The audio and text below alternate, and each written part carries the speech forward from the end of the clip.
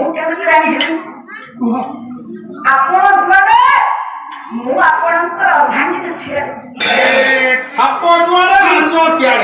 ତେଣୁ ସ୍ୱାମୀ ତୁମ୍ଭେ ରାଜା ହେଲେ ରାଣୀ ହରିବି ଭିକ୍ଷୁ ହେଲେ ଥାଳ ଧରିବି ତୁମ୍ଭେ ଯୋଗୀ ହେଲେ ଯୋଗିଆଣୀ ହରି ତୁମ୍ଭ ପଦର୍ଶନା କରିବି କାନ୍ଦ ହେ ଏତିକି ଦୟା ମତେ କର ଏଥିରୁ ବଞ୍ଚିତ କରିଲେ ଠାକୁର ନାରୀ ତନ୍ମ ହେବା ତେଣୁ ଏଠି ପାର୍ବତୀଙ୍କୁ ଶିବ ବୁଝଉଛନ୍ତି କହିଲେ ହେ ପାର୍ବତୀ ଦେବାଙ୍ଗନା ମାନେ ଯେତେବେଳେ ମତେ ଭିକାରୀ କହିଲେ ତମେ ଭିକାରୀ ହେଲ ମୁଁ ଯଦି ଭିକାରୀ ହେଲେ ତୁମେ ଭିକାରୀ ଠିକ କଥା କହିଲେ କିଛି ଅସୁବିଧା ନାହିଁ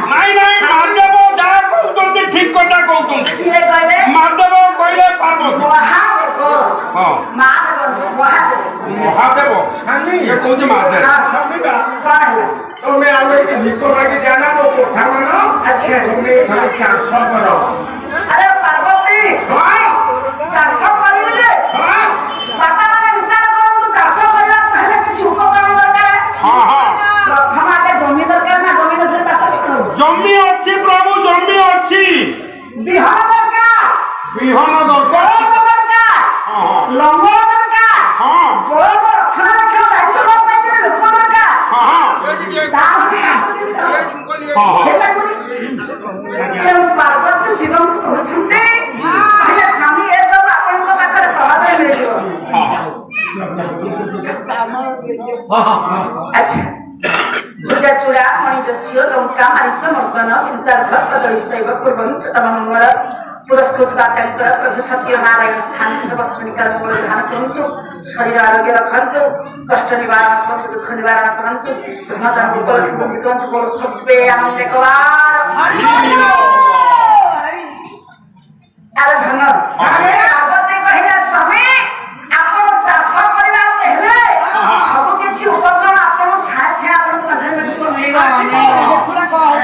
ତାହେଲେ ଧନରେ ଶିବ ପାର୍ବତୀଙ୍କୁ ପଚାରିଲେ ଉପକରଣ କୋଉଠୁ ଆସିବ ମତେ କୁହ ଆସିବ ନା ଆଜ୍ଞା ପାର୍ବତୀ କହିଲେ ଏବେ ଶିବକର୍ତ୍ତାଙ୍କର ରକ୍ଷାକୁ ଆସିବା ପାର୍ବତୀ କହିଲେ ସ୍ୱାମୀ ବିଷ୍ଣୁ ପ୍ରାର୍ଥୟତେ ମେଦିନୀ ଆପଣ ଯଦି ବିଷ୍ଣୁଙ୍କୁ ପ୍ରାର୍ଥନା କରି କହିବେ ସେ କିଛି ଆପଣଙ୍କୁ ମେଦିନୀ ଅର୍ଥାତ ଭୂମି ଦେବା ପାଇଁ ସେ କଣ ମନା କରିବେ କି ଯଦି ସିଏ ଦେଇଥିବେ ତାହେଲେ ଆମ ଗାଁ ଭାଗଲ ସାହୁ କରିଗଲେ ତାର ବୁଢାଇ ଜମି ଭାଗ ଉପରେ କେହି କରୁନା ପାର୍ବତୀ ଶିବଙ୍କୁ କହୁଥିଲେ ଭାଗଲ ସାହୁ ଯିବା ପାଇଁ ତାଙ୍କ ଜମି କେହି କରୁନା ଭାଗ ଧନରେ ପାର୍ବତୀ କହୁଛନ୍ତି ସ୍ୱାମୀ ପ୍ରଭୁ ନାରାୟଣ ସବୁବେଳେ କହନ୍ତି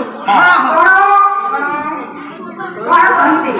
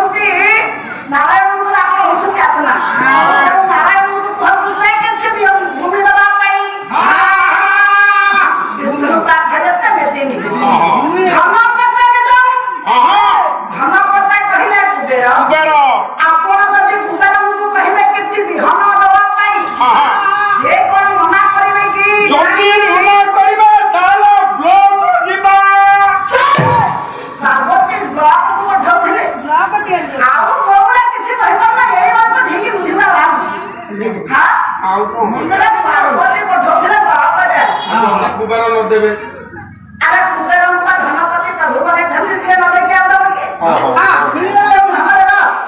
ଧନପତି ବିକ୍ରମ ଲଙ୍ଗଳ ପ୍ରଭୁ ଆସିବ ଧନ ହେଇଗଲା ଜମି ହେଇଗଲା ଲଙ୍ଗଳ ଚାଷ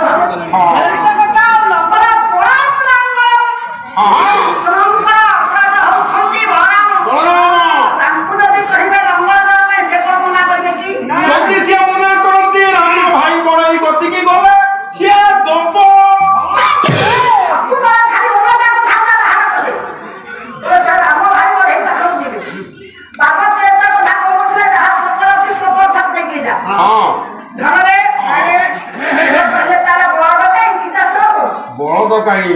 ବଳଦ ନହେଲେ ଚାଷ ବନ୍ଦ। ନା ସୁଦନପୁର ଯିବାକୁ ପଡିବ। ପାର୍ବତୀ କଣ କହିଲେ ଶୁଣ। ପ୍ରେତସ୍ୟ ମହିଷୀ ତଦାସ୍ତି ବୃଷଭ। ପ୍ରେତାଧିପତି ରାମଙ୍କର ଗୋଟିଏ ମହିଷୀ ଅଛି। ତଦାସ୍ତି ବୃଷଭ ତୁମର ଅଛି ଗୋଟିଏ ବୃଷଭ। ଦୁଇ ପାଖରେ ଯୋଗି ଦେବ ହେଇଗଲେ ଦିଟା। ଗୋଟିଏ ପଟରେ ମଇଁଷି ଗୋଟିଏ ପଟରେ ଷେଣ୍ଢ ଗୋଟିଏ ଶୀଘ୍ର ବିଲ ସରିଯିବ। ଆରେ କୁଣ୍ଡା ଟାଣୁଥିବ ପାଣି କି ଷେଣ୍ଢ ଟାଣୁଥିବ ଉପରକୁ। ତେଣୁ ଭାବରେ ଇଏ ବଳଦ ମାନଙ୍କର ରକ୍ଷଣାବେକ୍ଷଣ ଦାୟିତ୍ୱ କିଏ ନେବ? ସପ୍ତ ହିଁ ତମବର୍ଣ୍ଣ ଦାନ କରିବେ ସ୍କନ୍ଧସ୍ତ୍ରୀ ଗୋରକ୍ଷଣେ। ସ୍କନ୍ଧ କହିଲେ କାର୍ତ୍ତିକେୟ। କାର୍ତ୍ତିକେୟ ତ ଏବେ ବଡ ହେଇଗଲାଣି। ସେ ବଳଦ ମାନଙ୍କର ରକ୍ଷଣାବେକ୍ଷଣ ଦାୟିତ୍ୱକୁ ବହନ କରିବ। କିନ୍ତୁ ସ୍ୱାମୀ ଆପଣ ଆଉ ଭିକ୍ଷାବୃତ୍ତି ନ କରି ଭିକ୍ଷା ପଞ୍ଚୀକୁରୁ କୃଷି ପଶୁପତେ ଗୌରୀବା ଚପାଥିବ।